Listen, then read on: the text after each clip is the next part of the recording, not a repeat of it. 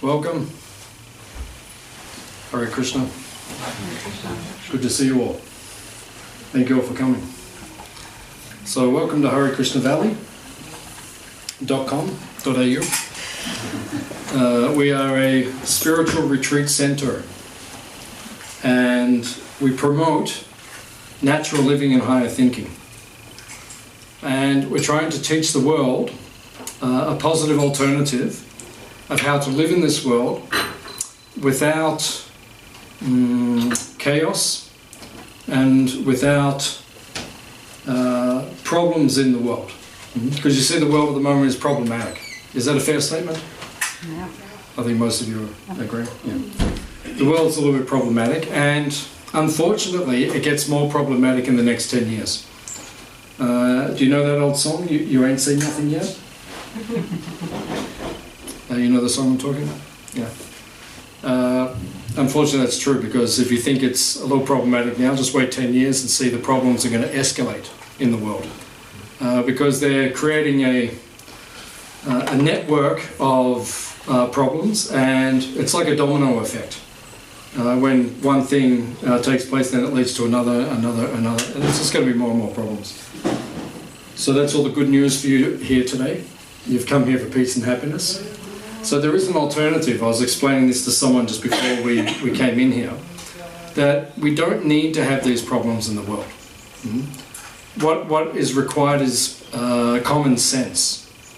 You know, we could work out the problems in the world within about 15 minutes, honestly, because if you just have some common sense and some understanding of how we should live, like the way we live here, if you come and stay with us, you'll see, it's a different type of environment, right? We have a spiritual focus, and that's what's missing in the world at this point in time. There's a lack of spirituality, true spirituality. Actually, there's a prediction that all the spirituality in the world will merge into one form in due course of time, which is real spirituality, which in the ancient teachings of India is called Sanatan Dharma. You know this word Sanatan? What does it mean? Sanatana. Some of you might know. Sanatan. Eternal. Eternal. Yeah, because, and Dharma, you know this word Dharma? Dharma means? Religion. Yeah, religion, that's one definition. Righteous behavior or proper conduct, that's Dharma. Or acting properly, that's Dharma. How should the soul act? Because we are the soul. This is the first point, which is taught in the Bhagavad Gita in the ancient teachings of India. We are the soul. The body is temporary. The body is just a vehicle which we're in right now. But the body will demise very soon, actually. If you look in eternal time, the body only lasts for a very short period. Yeah, you might live for 100 years. That's not very long if you're looking at eternality. So what is the soul's occupational duty? What should the soul be doing? The soul is meant to serve, seva. Jivera Srupahoy Krishnara Nichadas. We're meant to serve. But real spirituality means that we understand who we are the soul, and we begin to serve primarily the supreme entity. Some people call this God, some call it the universe, we say Krishna. So by serving Krishna, then the soul will feel in its truest position. It will feel like it has the satisfaction which it is yearning for. Because everyone's looking for happiness. I think that's a fair statement. In the Vedas we say Anandamayo Vyasat, which means everyone is searching for happiness. But unfortunately everyone's trying to find it in the wrong place. And when you try to find happiness in the wrong place, what happens? You don't feel satisfied. Just like a fish. If you take a fish out of water and you put it on a banana lounge and you give it some Coca-Cola and you give it a ghetto blaster, right? And you say, how are you enjoying yourself? Right? And the fish is just looking at you, and all he's thinking is, put me back in the water. Right? I'll never be happy here. So similarly, the soul, who we are, will never be happy in this material existence, because we don't belong here. We belong in another world. There's a whole other world, which people call the spiritual world or heaven, or in our tradition we say Goloka Vrindavan. So when the soul enters back into that realm, then we feel the true happiness that we're actually looking for. So what we teach here at Hare Krishna Valley is how to enter back into that spiritual realm by practicing Sanatana Dharma. Sanatana Dharma means eternal spiritual practices, which is everything we do here. It's called Bhakti Yoga. Bhakti Yoga means eternal spiritual practices for the satisfaction of Krishna. Right? And when you act and practice those things, you will feel the happiness that you're looking for. So that's our mission. That's what we're teaching here. So it's a positive alternative, because the world is becoming chaotic. And as I was explaining earlier, there's no need for it. There's no need for this chaos. It just means people are not using common sense. They're not acting properly. They're not understanding their spiritual nature and acting according to that spiritual nature. Because when you do, you become peaceful. And everything around you becomes harmonious. And that's practical. You can actually live like that. There's no need for the world to be like it is, chaotic and so forth. And we were talking about mental health before.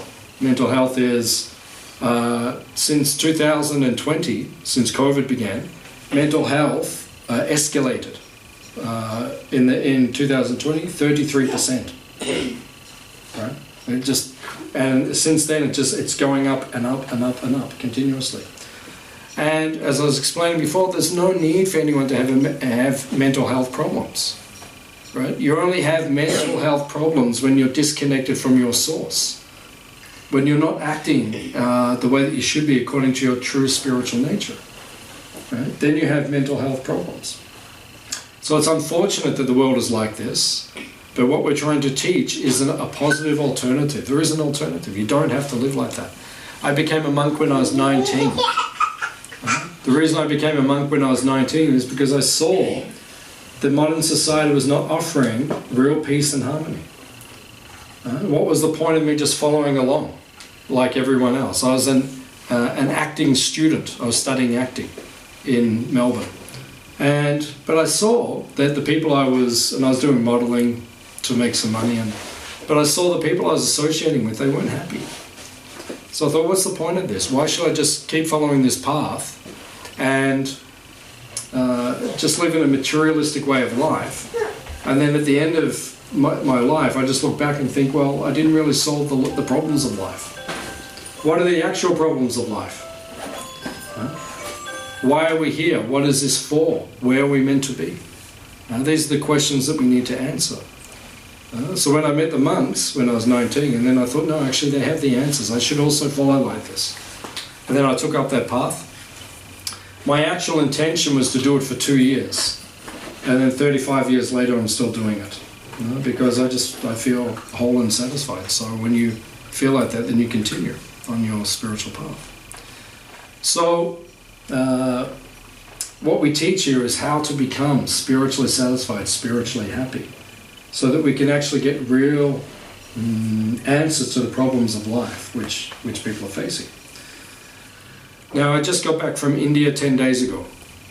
I had an extraordinary trip because usually I go to India once a year for a pilgrimage, a sacred pilgrimage. And I take people with me. I run a tour every year through 3 of our holy places.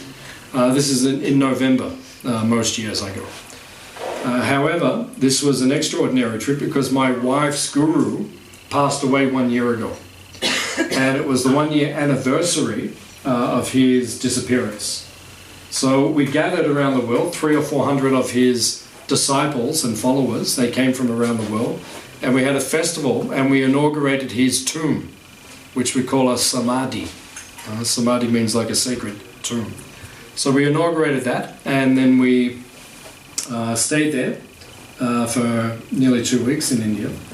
And it was an extraordinary trip for me on many levels. I got many realizations. Because the point of spiritual life is to always be growing and always to be getting fresh realizations. The soul, who we actually are, is not static. The soul is ecstatic. Ecstatic means always moving, always progressing. If you feel static or stagnant in your life, that means there's something wrong with your application of your spiritual journey. Because you should always feel that you are evolving and growing. So on this 2 weeks I was there in India, in the sacred place of Vrindavan, I felt like there was so much growth, so many fresh realizations. One of the nice elements of going and being there was, normally I take a tour, so I normally have a group of people with me.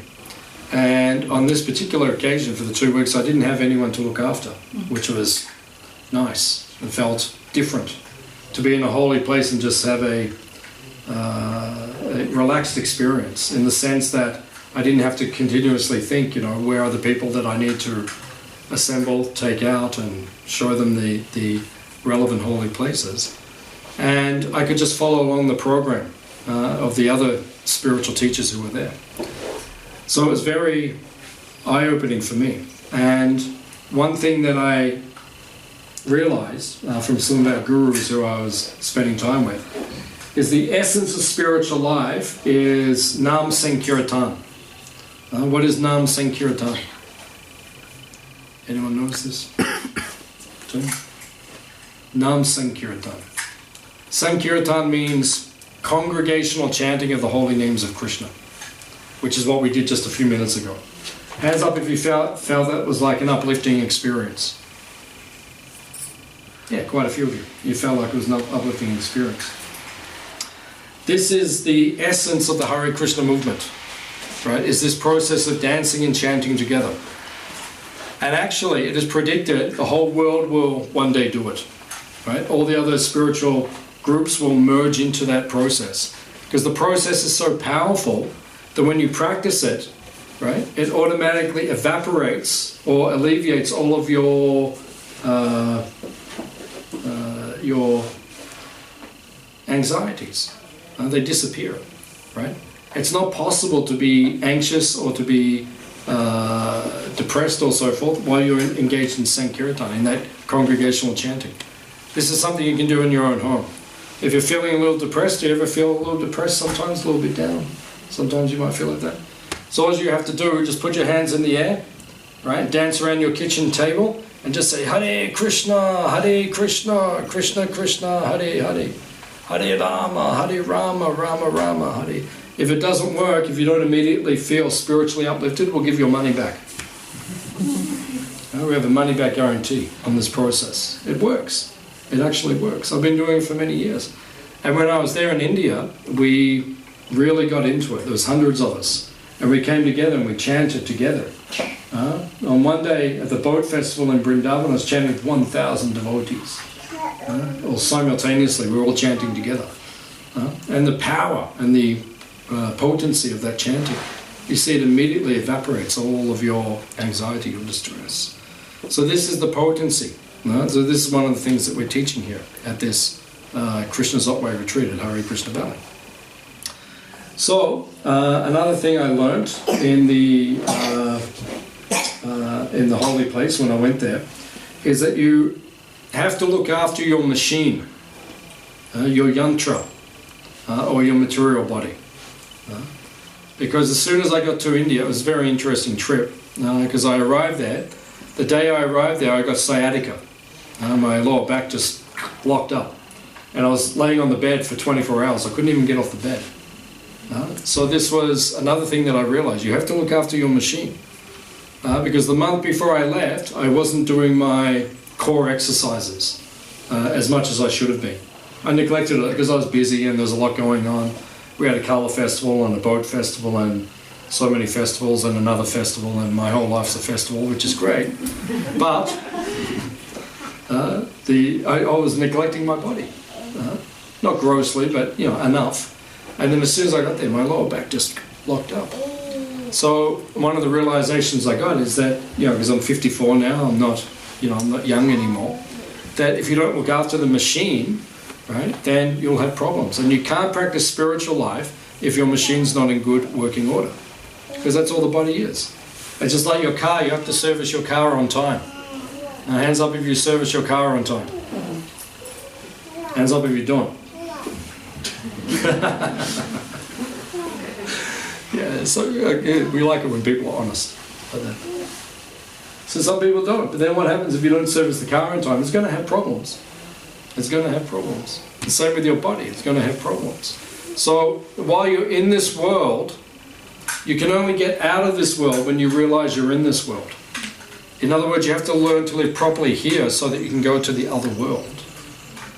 So it means you have to look after your body, you have to do all these things so that you can become spiritually enlightened.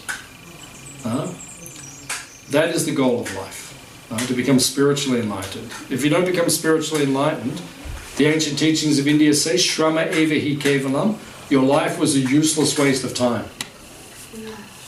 That's quite a heavy statement. Your life was a useless waste of time. You know, if you don't become spiritually enlightened, then what's the point of your life? Just like our good friend Donald Trump, he says, he who dies with the most toys wins. That's one of his philosophies. That's not a very good philosophy. What he should be saying is, the goal of life is to become spiritually enlightened. Make America spiritually enlightened again. And that should be his motto, but we don't hear people saying that. It's unfortunate. Actually, he did do some service for the Hare Krishna movement. We have a chariot festival. One of our festivals is called the Rath Yatra, or the Chariot Festival. And many years ago in Manhattan, Donald Trump let us keep our chariot, which is quite large.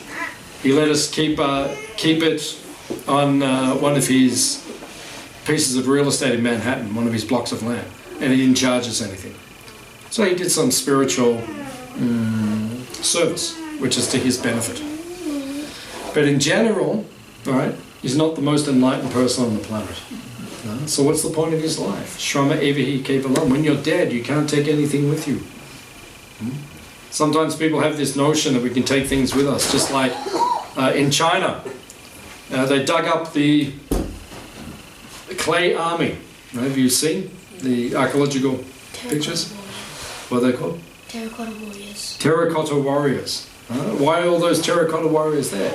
Because the emperor, when he dies, they're meant to go with him in the next life to protect him. But there's only one problem. Actually, there's two problems. There's many problems, actually. One of the problems is they're terracotta, so they can't do anything for you. It's like taking your pot plants somewhere. They can't. Hey, protect me. Hey, pot plant. They can't do anything. So they're just terracotta. They don't actually do anything. And secondly, these things don't follow you into your next life. You travel alone into your next life. Your soul goes to its next life by itself. You don't take anything with you. Right? The last suit doesn't have any pockets. Right? When they put you in your coffin, you can't stash things down the side. Or I'll take a Snickers bar for later. So when I get to my next life, at least I've got a snack. Right? It doesn't work like that. When you go, you're gone. Right? It's only your soul, and that is it. And according to your karma, because Krishna actually says in the 8th chapter of the Bhagavad Gita, he says, Yam yam vapi smaram bhavam. Whatever you remember at the time of death, that state you will attain without fail. So whatever you're meditating on at the time of death, that's what you will go to. And what do you meditate on at the time of death? Right?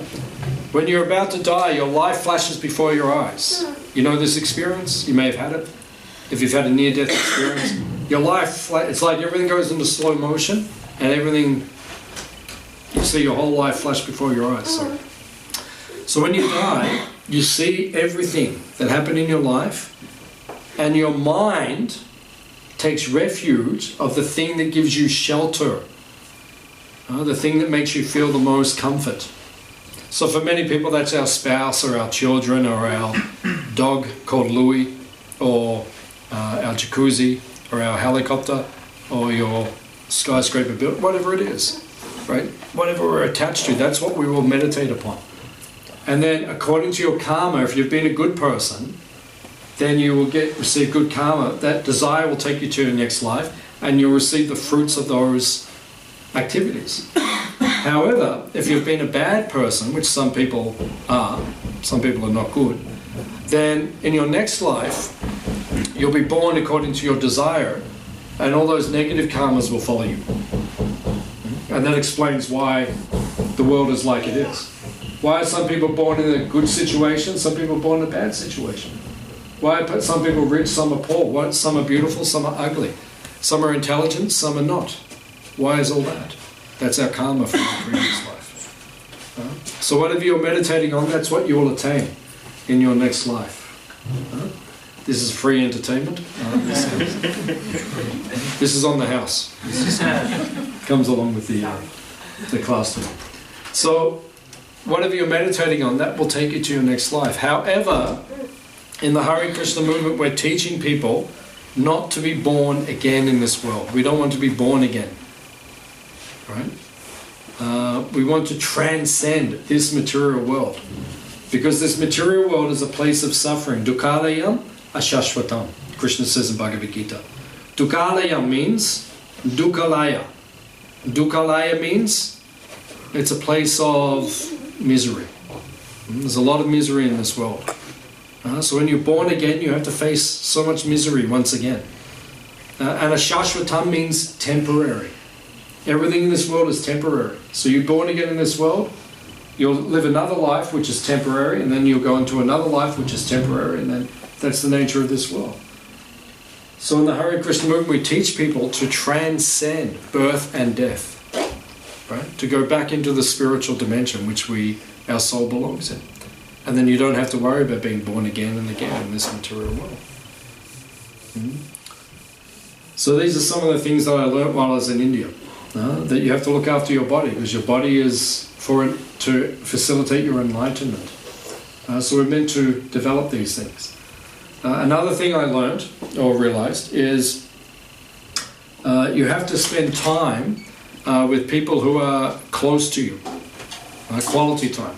Just like my wife and I, we just spent the 2 weeks together in India, right? And it was very beneficial for our relationship, because we went there to focus on our spirituality.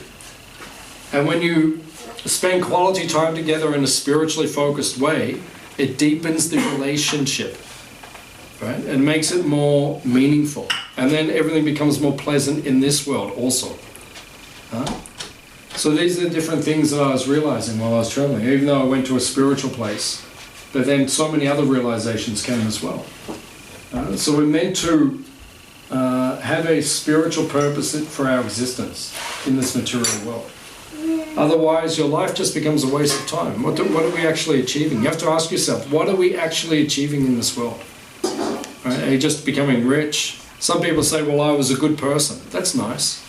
You're a good person, but does that lead to enlightenment? Right? It helps to get to enlightenment by being a good person, but unless you're focused on spirituality, you may not actually reach full enlightenment. So these are some of the things that I've realized in the last few weeks. So nice. I thought I would share some of these things with you while we're here. Does anyone have any questions or comments about anything that we've been discussing, or anything you'd like to know about spiritual life, spiritual journey? Then you can ask. We can try to answer. Yes, madam. I have one question. Well, it's a query, really. Yeah. I have a mother who's 103 this month. Yeah. And she keeps telling me that she's lived this long because she's such a bad person. What does that mean?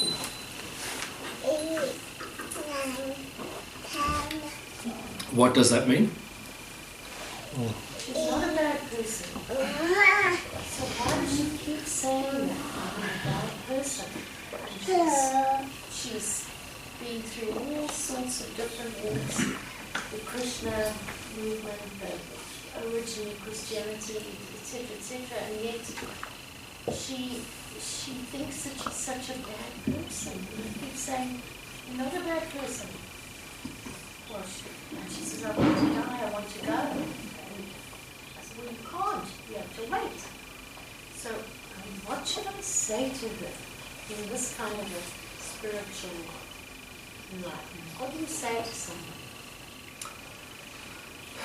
I mean, I don't know her, so I can't really pass judgment upon why she's saying that she's a bad person, because obviously she's not.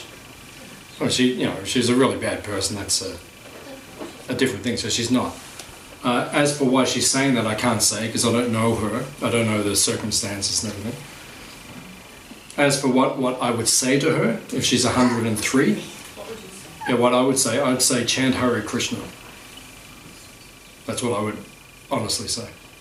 Because when you chant Hare Krishna, you're focusing on the names of God Himself, which leads to remembrance or focus on God. And as I just said, the goal of our life is to transcend this world. And she's that far away from transcending. You know, she's about to either leave and go into another body, or she could transcend. So if she can understand that the goal, it's up to her intent, what her goal is. You know, if she wants to go to Krishna, because what's the point of living 103 years, or 50 years, or 70 years? What's the point of living if we don't understand what the goal of life was? Yeah, you can mention these things. You can mention these things. But this is the goal. The goal is that at the end of my life, you know, I want to chant the names of Krishna in my final breath, and fix my mind there, because I don't want to be born again in this world. I want to go to a higher place. So it doesn't happen automatically. It's like, you know, you didn't get here today automatically. You didn't just go into your car. You had to understand. You had to go on Google Maps. Okay, where is the place? How to find it? You know, direct it and get here. Like that. It's not automatic. Some people think spirituality is automatic. You know, just follow whatever path you want. Everything just leads to the same place. No, it doesn't. That's like saying, just drive out the front gate and you'll get to Darwin. No, you won't. There's a road to Darwin. You might get to Sydney or Adelaide or Perth or Tasmania. Right? Not all the roads just lead to the same place. So in the same way in spirituality, you have to be very clear. It has to be very defined what it is you're looking for. Right? And then you have to focus on that if you want to attain it. So that would be my advice, because that's my life's realization. I would say, you know, focus on Krishna at this point. And I think you said she's had some contact with Krishna, so she's not foreign to the concept. So you can say, you know, you went to the Hare Krishnas on the weekend, you spoke to them, and that was their advice. And then, you know, if she wants to take it up, that's up to her. Whatever she wants. But we wish her all the best on her journey. Like that. I mean, 103 is remarkable. And to still have your wits about you when you're 103. So, yeah. So also send this as a personal message. We also say she's not a bad person. Because, I mean, and she shouldn't be thinking and feeling like that at that point in time. Yeah, no, you're not a bad person. You know, you've lived your life, you've discovered many things, and now it's time to understand what the goal of life is. So, yeah. Thank you. Any other questions? Yes, I have one. Yes. Last month, I had a very hard time. My dad passed away. I can't go back to Nepal, the funeral ceremony. But this time, I want to make myself strong. And then I start to chanting at home. And then I need to forget him. And then I just see myself. I am part of my dad's body, and then I want to forget his, you know, all the time coming. Yeah, and then today is the maybe 20th of March, maybe 22 days today.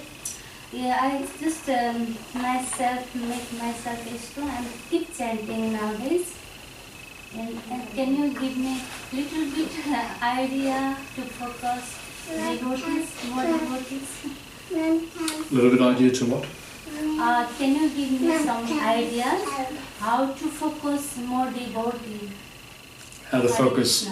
Hare Krishna. Focus more on Krishna? Yeah. It's the same answer that we give. That it's the chanting process.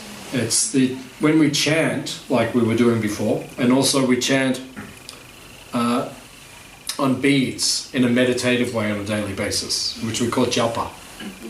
Japa. So when you're engaged in, and absorbed in the chanting, then this is what connects you to Krishna. That's why we do it. That's why it's our main process. Because if you're chanting someone's name regularly, you think of the person. So if I say, you know, someone that you know, if I say your father's name, you will think of him. Right? If I say someone's name, you'll think of the person. So that's why we chant the names of Krishna, because it habituates us to think of him. So that's the process. That's what we do. Yeah. And then also we recommend reading books like the Bhagavad Gita. Yes, I have. Yeah, you have. Yeah. So by reading books like the Bhagavad Gita, that will also help you to focus your mind and to focus yourself spiritually. So these are the different things. And then come to our temple in Melbourne or come here to our Hare Krishna Valley on a regular basis. And then you can also associate with people, devotees or people who are spiritually focused. That will help you on your spiritual journey also. These are some things we can. Is okay? Can I also recommend something? Yeah. A nice thing to maybe do also too is, I don't know if you have it, the Krishna book. The book, it's all about Krishna and about his pastimes in the spiritual world. And because the name Krishna means all attractive. So when you read and actually learn about Krishna, what he looks like, what he does, and you know, you become very attracted. And if your mind becomes attracted to that, you will think, you know, when you're not reading it, you're doing other things, but you might think, oh yeah, you know, this happens and, you know, Krishna does this, or he looks like this, and you can help meditate on parts, on his form or his pastimes, and that can help the mind also become more attracted. And it's nice, you can read at night, so when you're doing other things, your mind can think about Krishna, because you know now from reading what he's like. So it's easier for your mind to go there rather than being distracted. Yeah. But we sell that in the shop. It's very sweet, it's very nice. But yeah, that's something I would suggest as well, to develop that personal relationship and for meditation. It's very nice for a government teacher, retired, nearly 70 years old. Suddenly. But the process takes time too. So let yourself have that time as well. It takes time. Yeah, it takes time. Any other questions? Do you need water? No, okay, sorry. That's okay. Any other questions?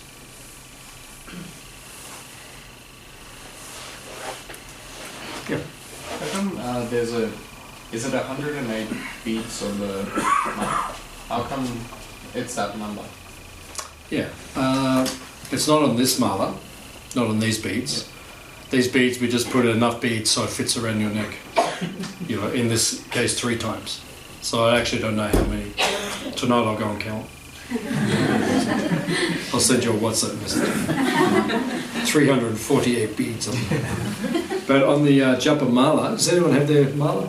Their japa beads? No one has them? Okay. So we have the mala we can see in our shop, and there's 108 beads. So you'll see there's one bead which has like the piece of string on it that represents Krishna, God. Because when we're chanting and meditating, we chant one mantra, the Hare Krishna mantra, Hare Krishna, Krishna Krishna, Hare Hare, Hare Rama, Rama Rama, Hare Hare. We chant one mantra on each bead. So there's 108 beads, and then we go around to Krishna, who's the central bead, and then we go back, because our chanting is meant to take us to Krishna. That's the point. Now, why 108? There's different reasons. The number is said to be the most auspicious number. So you see in Buddhism and different traditions, the number 108 comes up again and again. It's said to be like the pinnacle of numbers. The number has the most good fortune attached to it. Krishna has 108 gopis. So you see Krishna's with his lady friends in the pictures. So there's 108 principal gopis who he's with.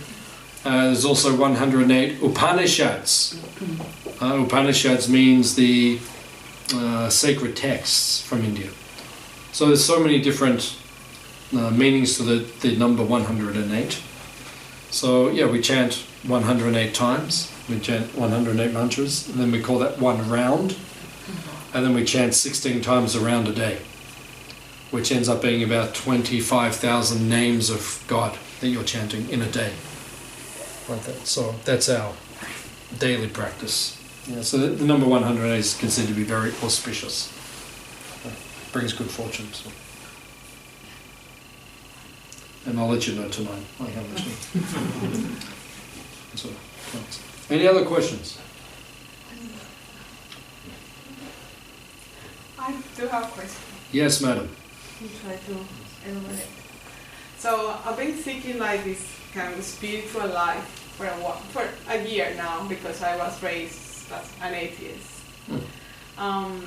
So since I came to Australia, so first thing that I found was Hare Krishna, because my friends yellow. Sister.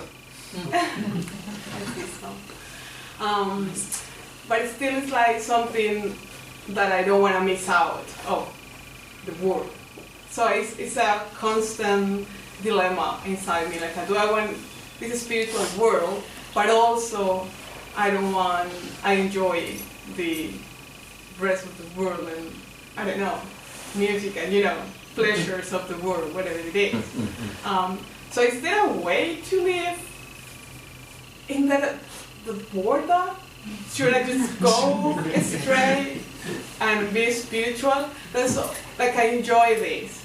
I find peace, and I find like I found my place in the world, but at the same time I have that, the dilemma. Yeah. So how to fix that? How to fix the dilemma. How to fix the dilemma? So you have to go and move into an ashram and become a nun. Any other questions?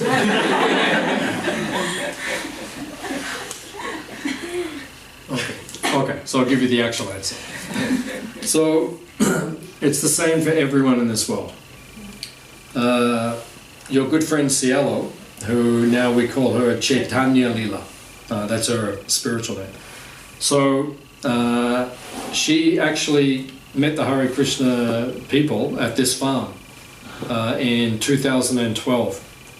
She walked in here, and then that changed her life, and then she became a spiritual practitioner. Now she's helping to change other people's lives like that. So thank you, sister, for your contribution.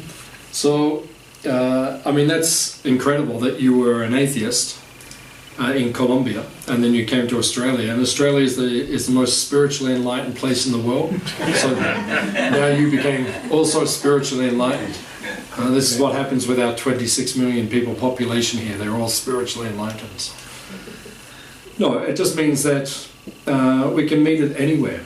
It's very interesting because many people from India, which is where our tradition comes from, they actually make contact with it and actually become absorbed in it when they come to Australia. Or they might go to America or Canada or England or Europe or so many places. So wherever we get this opportunity and whenever we meet this tradition, it's good fortune. It says in the ancient teachings, Brahmanda Brahmite Kona Bhagyamana Jeev, Guru Krishna Prasade Pai Bhakti Lata Bij, which means that you become a Bhagyavan Jeev, which means fortunate. It's good fortune that you came in contact with genuine spirituality. Now, what is the proof that the spirituality is genuine? Because 12 months ago you were an atheist, and now you believe that Krishna, a blue cowherd boy, is God. That's a remarkable change in life. So this means it is genuine spirituality, because it's changed you, it's created a revolution in your heart. So now you've come in contact with this, and as you said, it gives you peace, it gives you happiness, it gives you meaning in life, which you felt like you were lacking before. And now you have to find how to have the balance, right? So the most important thing is that you practice on a daily basis. Just like my wife and I last year with our daughter, we went to Europe. So we went to Italy, the three of us together. They were traveling for 7 weeks. I flew over there for 2 weeks just to meet them in Italy, and we traveled around Italy. But while we're travelling around Italy, we still have our spiritual practices. Right? We don't give those things up. We still practice our spirituality. It's not like everything disappears, but we enjoy ourselves at the same time. You know, we go to the Colosseum, we go to Venice, we go to Lake Como, and we go to Leonardo da Vinci's museum. We had a special pastime there at Leonardo da Vinci's museum. So, you know, we go to these places. It's not like we're not enjoying this world, but it doesn't mean you give up all your. You see it through a different perspective now. Different perspective. Like you have a different vision about what the world is about. Right? In other words, how you treat other people, your spiritual vision of the world, your respect. You know, like we're all vegetarian. We only eat food which is offered to Krishna. So we have that spiritual perspective on life. So we carry that wherever we go in our journey. And then most of the year, we dedicate ourselves to, you know, running a place like this, which is a spiritual haven, where people can come, like all of you did today. You came to this spiritual place.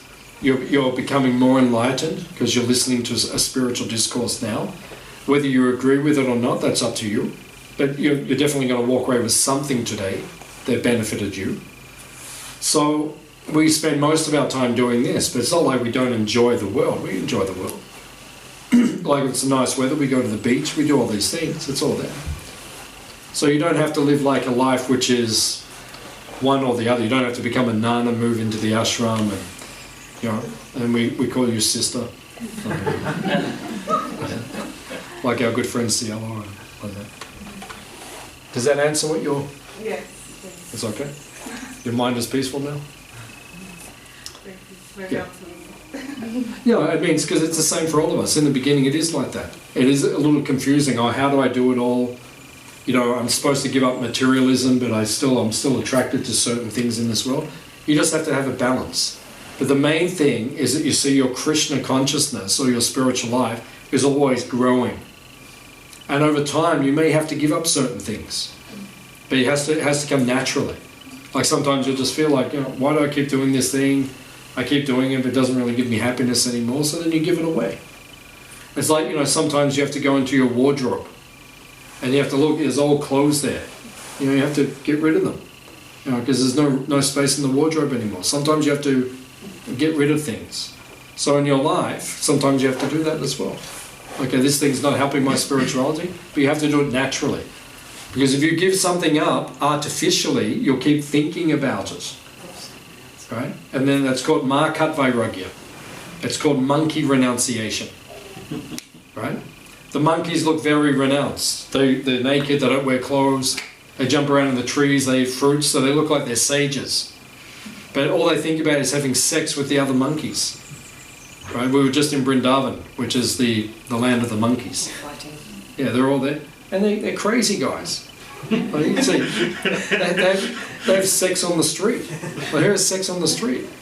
You know, they have like sex and they run off and they fight with another monkey. Yeah, it's like... Take away the glasses. Yeah, take your glasses. Yeah, they're thieves, they steal things. But they're not well-behaved citizens of the state. Right? So we don't want to be Markat Vairagya, where we act like we're all spiritual, but inside we're thinking, oh, you know, I wish I could eat chocolate one more time. Oh, you know, I wish I could listen to Coldplay just one more time. Oh, it's like, you know, all these material desires in your head, like that. So you don't want to be like that. You have to give things up naturally. That's all. Is that okay? Very nice question. Any other questions? I'll take first and then I'll go to... I just wanted to make a comment in regards Oh, yeah, to please. You go. No, you go first and then...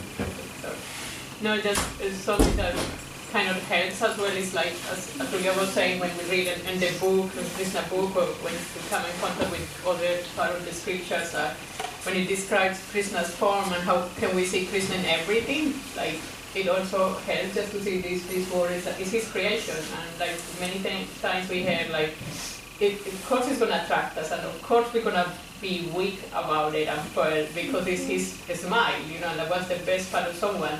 His smile, you know, it says that this material world is Krishna's smile, and then when we try to acquire knowledge by reading and by studying the scriptures, then you get to see that, okay, why is he facilitating all of that? You know, what he wants us to attract us in which way? we want to use the ocean, or we want to use the forest, or we want to use, because and he said everything is described that how Krishna's, the forest is Krishna's hair, you know, the rivers, the ocean is like his veins, and like, it's very beautiful when we start reading that, because we see that he's everywhere, you know, and then obviously, okay, slowly you've made that exchange, okay, I don't want to feel like doing this anymore, you know. Sometimes it comes back and you feel like doing it again after many years. Also, but like, okay, that knowledge is now there. Like, and he said also, you cannot know what you know once you read it. That's very powerful, and that's one of the things that I remember the most when I joined the ashram. One of my friends did that, and she said that it's like we know now. We can't just run away and ignore all of these things. You know, it's like not in a bad way. Knowledge is very powerful in any field in life. We know that, so, and we're meant to be not studying about spirituality, as you said, that's what we are. But otherwise it's such a waste to be here. Thank you. Thank you, sister. You had a question? It's an awful question. That's okay. We take all sorts of questions. The people who live here or in the valley all the time with you, how do you afford a flight to Europe? How do you live? How do you feed yourselves for the week, the month, the year, etc.? Yeah, it's a nice question. So there's only 4 of us living here full time, right? So there's myself, Atuya, my wife, there's Maggie, and there's Mani, who's in the kitchen. He's been cooking for us. So there's 4 of us are full time. Then we have volunteers who come, and they come and stay with us here as well. So Mani Griva and myself, we're paid by the Hare Krishna movement to run this place. So that's how we can afford it, because we're paid. So say it's just like we have a job. This is our job. Our job is to be spiritual. So this is what I do. Like, you know, I organise retreats. You know, I organise like days like this, open days. This particular open day was quite a funny one, an interesting one, because about 2 days ago we only had 5 people who had brought tickets, and we sell the tickets because then we know how many people are coming, and then we can cook according to how many people. So then we were debating amongst ourselves, you know, should we run it or not? There's only 5 people coming. So I said to everyone, oh, let's just wait till Saturday afternoon and then we'll make a call. And then, you know, I checked it yesterday, late Saturday, and there was about 19 tickets, and then it went up to about 26. And if anyone didn't buy a ticket, then if you want to come and see me afterwards, you can give a donation for coming. That would be appreciated. So this is how we make our income, because, you know, I organise these events, and Mani Griva, he cooked our lunch today, so he cooks for us. He looks after the cows along with his wife Maggie, and they look after the property. So yeah, it's a job. You know, so we get paid for doing our job just like anyone else. So like I'm a priest technically, you know, and Mani's a farm manager, so we get paid for what we do. So that's how we afford to go to Europe, and you know, and yeah, because it costs money to live. Yeah, so we're just like everyone else. This is my job. That's all. You know, it's a good job to have. Same as any job, it's not without challenges. Like living here is not without challenges. There's only 4 of us, there's 200 acres. Does it sound easy? It's 50 acres each. Right? This is my 50 acres here. How's it look? Pretty good. Right? Go and look at their 50 acres over there. So we all have, it is our job like that. So, you know, it's not without challenges. You know, even though we're spiritual people and we live in a very beautiful place, but you know, there's hard work involved, just like with anyone in the world. So yeah, we get paid for doing our job. So thank you. It wasn't an awful question. It was a good question.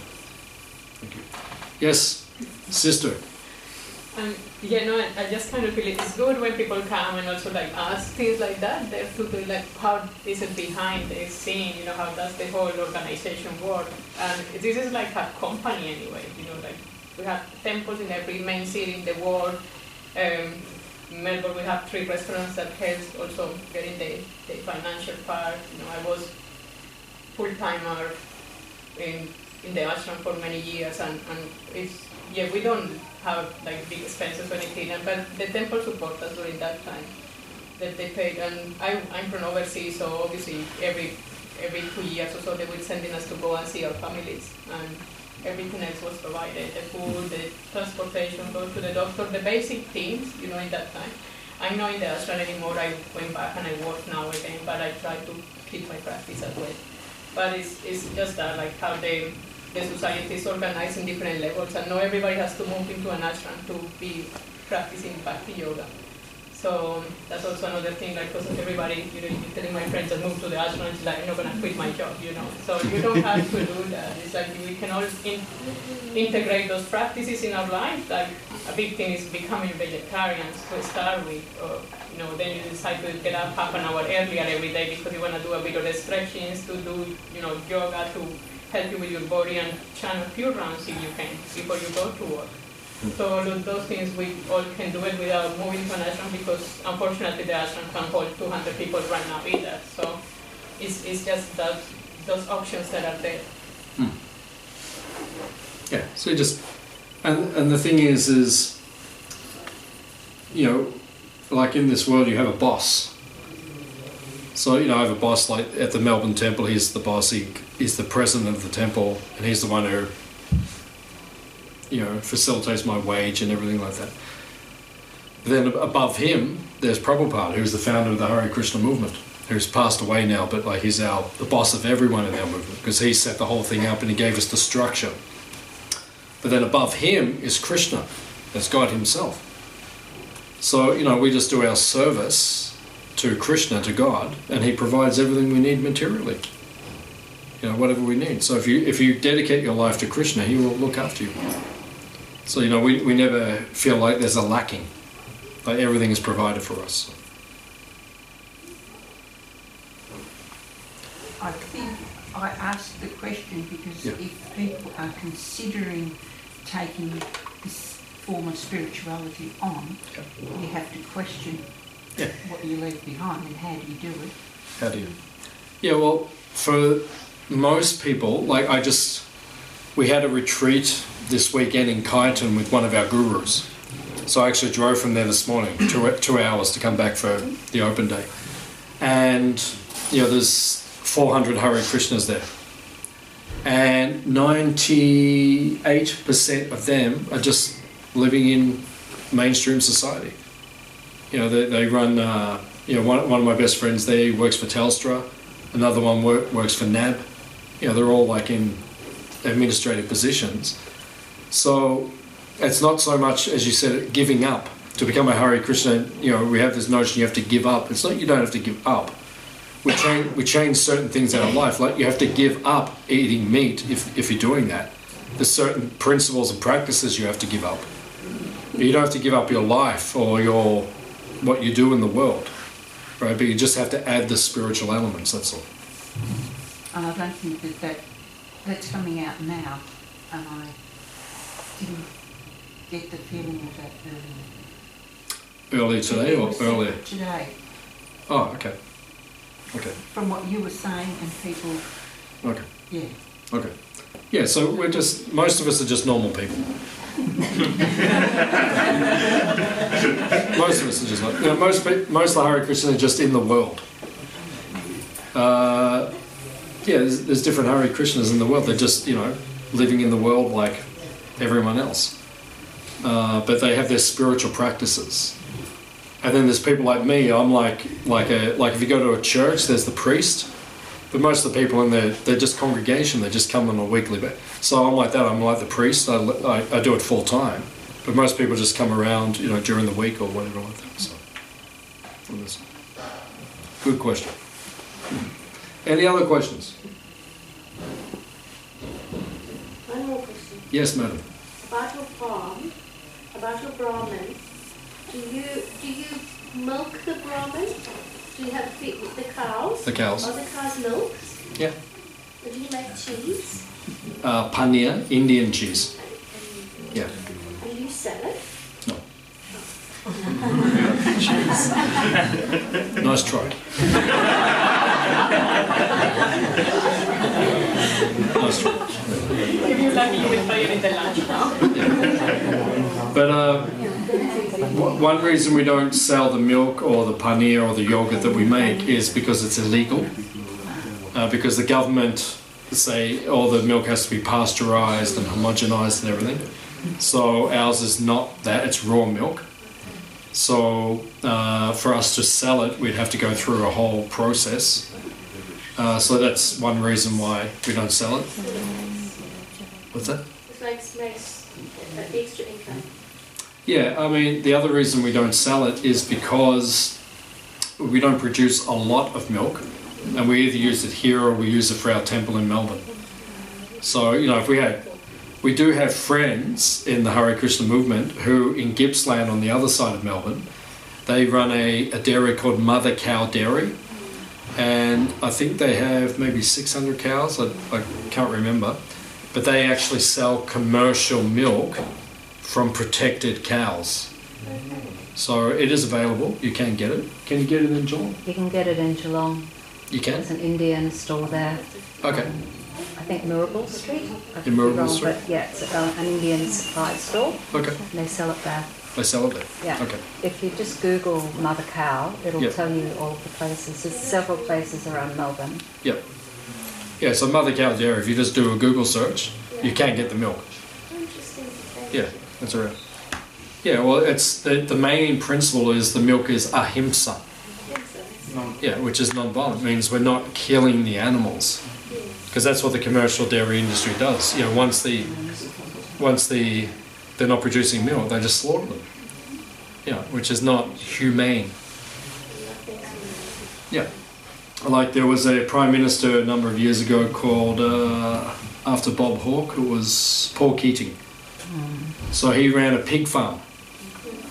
So we ran, we wrote to him, the Hare Krishnas wrote to him, not myself, but some other Hare Krishnas, they wrote to him, and they said, this is not very good that you run a pig farm, because you're killing the animals, you get the karma, and, you know, we explained the process to him.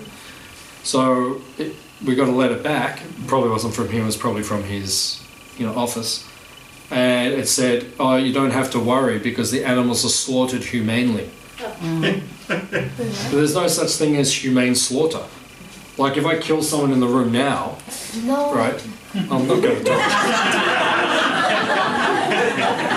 This is an example. I am a monk. We don't kill the people. You don't have to worry today. It's not that kind of feast. So, yeah, if I kill someone in the room today and then I say, oh, and someone says, well, why did you do that? I say, hey, come on, that was humane. You know, I knocked them out very quickly before they didn't feel anything. That's not, they're dead. So, you know, this notion of humane killing, it's no such thing. You're killing someone. Oh no, but I killed them humanely. No, it's no such thing. It's humans just justifying their they're actually forbidden activities, because in the ancient teachings it says that the humans are not, even in the Bible, it says God gave man dominion over the animals. Okay, so dominion means you protect, they're in the domain. Doesn't mean you go and start killing everyone in the domain. Right, so, and also in the Bible it says, he who killeth an ox is as if he who killeth a man. So in the Bible it's actually seen the same. And in our teachings it's seen the same. If you kill a cow or kill a human, it's the same reaction, same karma. So, you know, we're trying to teach people these things. So that's the main reason why they have the Mother Cow Dairy, is so you can get milk which is from protected animals. The animals are not slaughtered, so that's important. There's lots of places. The first thing that comes up if you Google Mother Cow Dairy is where to buy. And in every part of Melbourne, you know, south, east, west. Yeah, in a place in Geelong on Mirabel Street called Just Spice. Okay. Indian store, yeah. Yeah. So it's a positive alternative. Okay. So yeah, we can't sell out of that. Only if it was mass produced. Our farm has a different model. Yeah, it's that. It's also the size of our herd. At the moment, there's only 27 animals, So we don't, we're only milking, say, 1 or 2 at a time. So you're not producing a lot. It's not for a commercial. This is not a commercial endeavour. The point of this Goshala, after lunch we'll take everyone to go and see the cows. Hands up if you'd like to go and see the holy cows. Yeah, so after lunch we can go and see them. So the point of this Goshala is to show cow protection. How you should protect the animals, how you can live with them peacefully and in harmony. That's our purpose. Yeah, it's the best. Any other questions?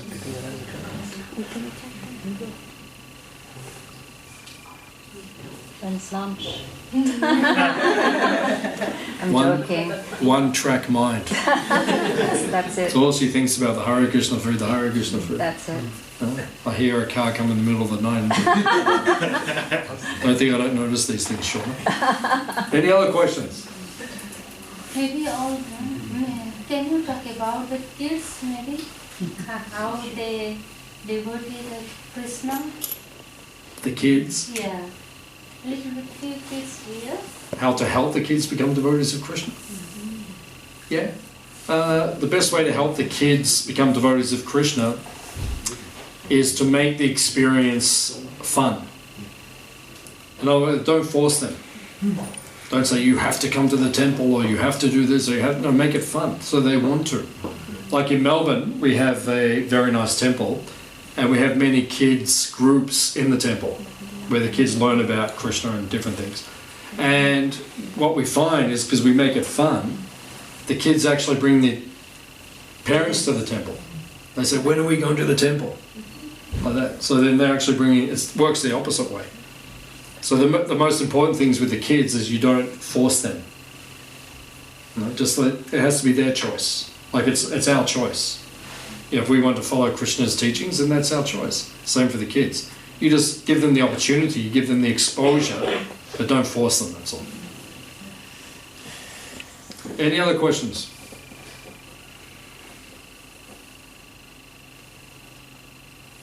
Okay, is anyone hungry? Okay, one guy here. The rest of you, it was nice to see you. Please go and you can. So anyone who wants to give a donation, if you didn't get a ticket today, just come and see me, and then we can work that out. So if you just go out the door, just turn right. We'll serve the feast up here. After the feast, we'll go to the Goshala. So we'll go and visit the sacred cows. Thank you all for coming. Hare Krishna.